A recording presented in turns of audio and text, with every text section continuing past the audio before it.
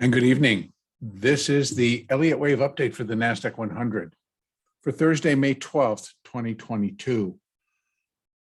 Always interesting here in the Nasdaq, and always interesting when we are in a larger impulse wave, an impulse meaning directional wave, like we have been since 15,269, basically. But we've been working our way lower. And today, the Nasdaq managed to dip its toes below 11,700, which you have to admit, we're down and now we're being persistent, and the sellers are not too worried about breaking 12,000. There are plenty to sell down there. But once again, what took place is that the turns were just as volatile as the declines. And so again, I just want to make a comment on that in the way that the volatility is so welcomed, because it is producing bigger swings up, bigger swings down. Now the trend is down, so that's the area that I'm expecting the larger runs. But the turns that we're getting, so in other words, the market basically this time dropped from, we're going to say it dropped from 12,553 down to today's low, which was 11,690, we'll call it. A decent drop. So the rally back up so far was, let me see, 300 points, 400 points. So they're decent. They're pretty decent moves. And so as long as we can get them in both directions, it's just opportunities galore. That's all I can say.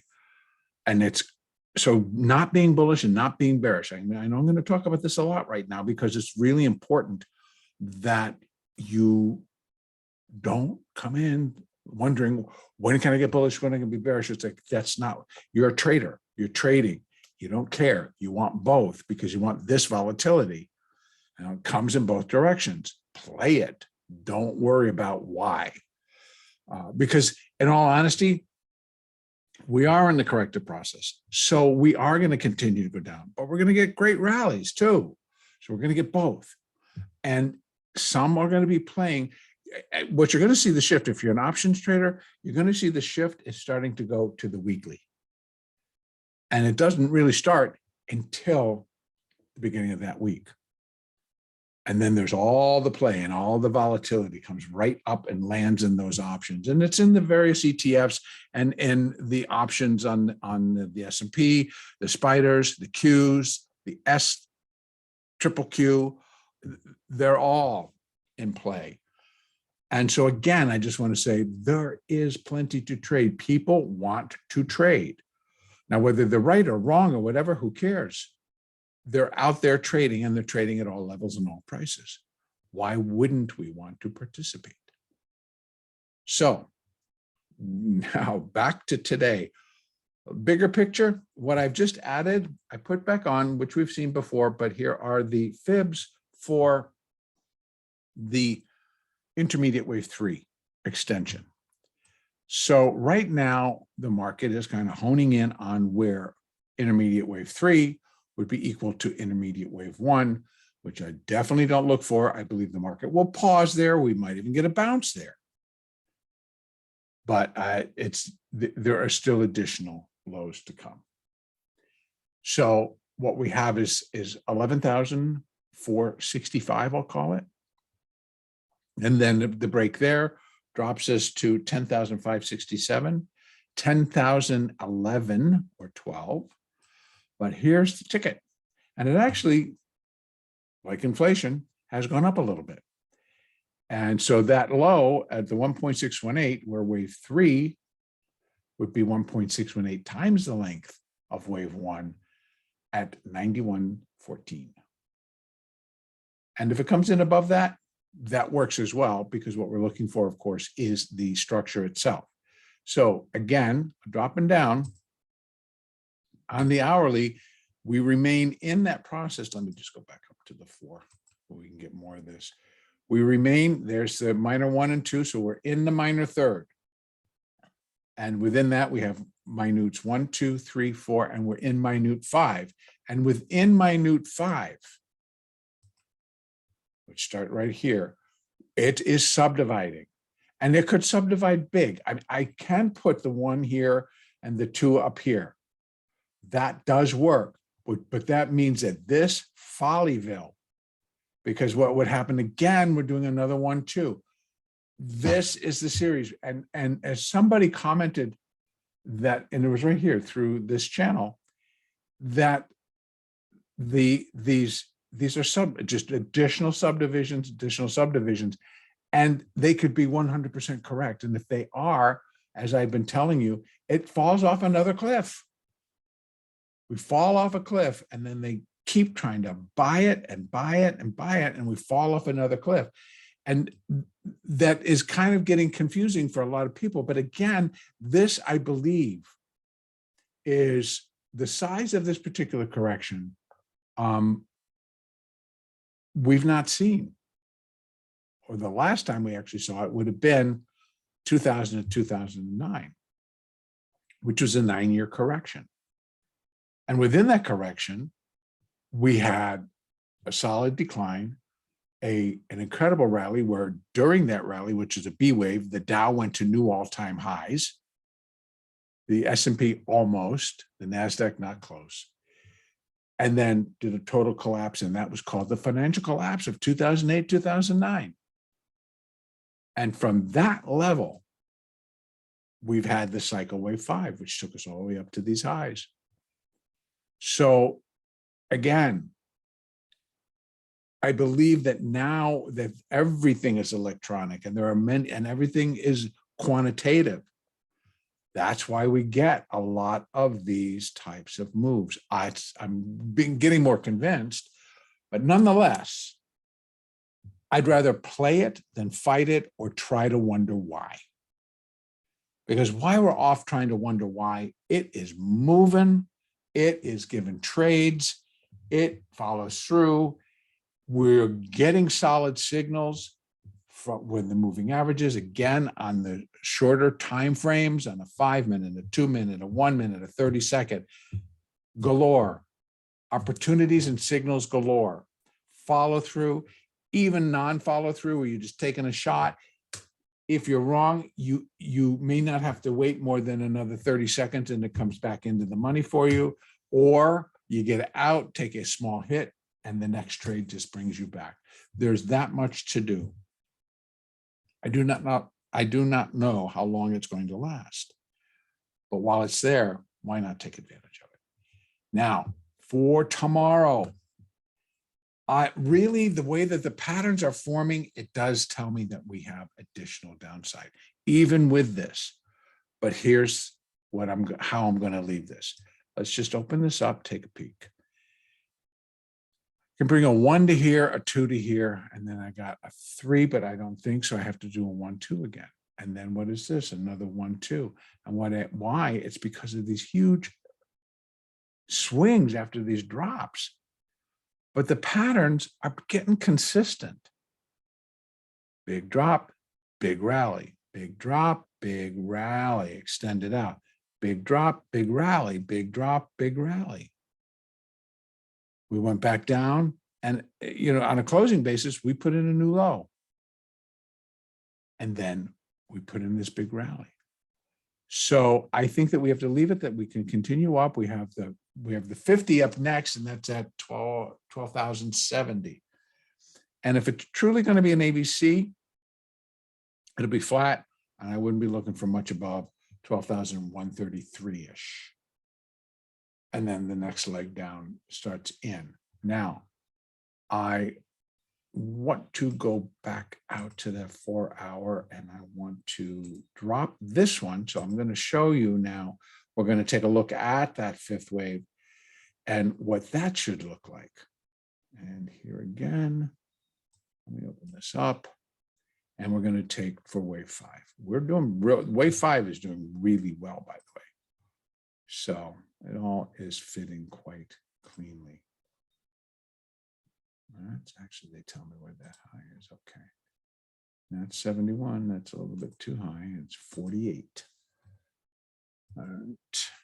We just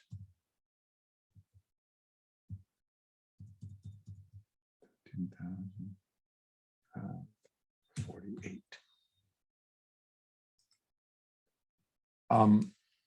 So for the minute wave 5, what we have, 10,943. And that's where it's going to be 1.618 of wave 3. And I think that would put it the longest. So we've already surpassed the 100. We've gone back. We've rallied back up to it. Now, I could try to get itself back above the 12,000 level. I could do that overnight. Tomorrow's options expiration. So we must just get into the habit that every Friday is an options expiration, some bigger than others. But now they're all getting pretty big. And the reason being is we are slipping and sliding and driving through strike price after strike price after strike price. In Apple, they got smart and they added one every dollar. Every dollar. Probably to try to take some volatility out of the stock. I don't know, but it managed to go through 7 of them today from low to high and then back and then back. Apple was absolutely bonkers today. And a lot of people getting out and a lot of people getting in. So it is repricing, repositioning, all kinds of things. And that produces opportunity. So tomorrow, I'm sure it's going to continue. If our volatility continues in both directions, it's going to be another spectacular day. You'll be very tired at the end of the day because you really have to pay attention. So tomorrow, what we need to bear in mind is that we can come back up and retest, if not try to get a little bit above. But being that this is flat, so we got an A, a B, and if we get a C wave, it should be a flat. You can go a little bit above it, but I'm not looking for it to break out here. I mean, breaking out to 12,000, that's enough. But I'm not looking to make a major break towards 12,300, 400, et cetera. But if we can get above that 50 on that basis alone, it kind of opens the door for it to go to the next level, which happens to be a Fibonacci number. And this would be a wave 2. But I just don't want to see it up here. Because if it is, it's a wave 2 of that. And that would be taking it back to that high. It's like, no, don't do it, guys. Don't do it. If it does, it just kind of puts this into a little bit more of a completion point for that 5 and for that minor third. And we're into that larger 4, but I would expect it to start better than this. So either this is 1, 2, and we're just going to blast. And that would put more credence on that was the low of that minute 5, of the minor 3. And now we're doing a 4th wave. Correction, bounce. And we could put some fibs in there, but not necessary right now. But if it breaks and keeps going, then we know we got to run retracements from there to there.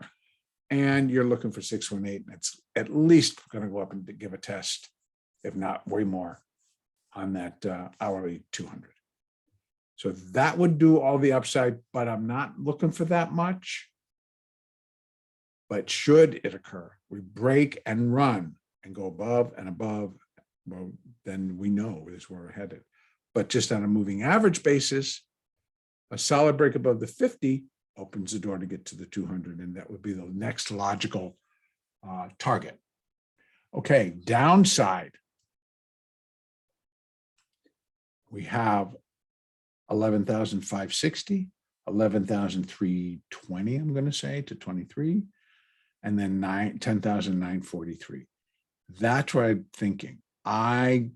This is all very acceptable as well, because we're already down. But the fact that if this is 1, 2, and it can, I mean, we got to start doing the 3 and a 4 and a 5 and a 4 and a 5 and 4 and a 5. It just, the amount of subdivisions is what really does puzzle me a little bit, but it resolves itself. And so that's what I'm waiting for. I need to see where this thing is going to resolve and in what manner, and then we can fill in the blanks in terms of the count, and we go on. In the meantime, we just make allowances on both ends. Definitively, we could turn and just drop, folks. We really can. And what's going to kick it off is, again, you can see the moving averages are not in the way. So there isn't a whole lot of support moving averages wise, but they'll start to turn and it'll get more angled down. And this starts to turn, it'll just go right back. And we'll get moves like this. That's going to support, just like it did here. See, the 20 just turned and kept going. They bring it down, the 20 will just do the same thing, go down, just walk it straight down. So on your hourly chart, when your 20's walking the trade, that's pretty solid. That's your stop all the way down. So anyway, I'm going to leave it right there. Tomorrow should be interesting, or they get it to a position where they're all happy, they want to relax, and they convince everybody not to trade and just leave it right where it is. But we'll see. Our next update will be on Sunday, the 15th.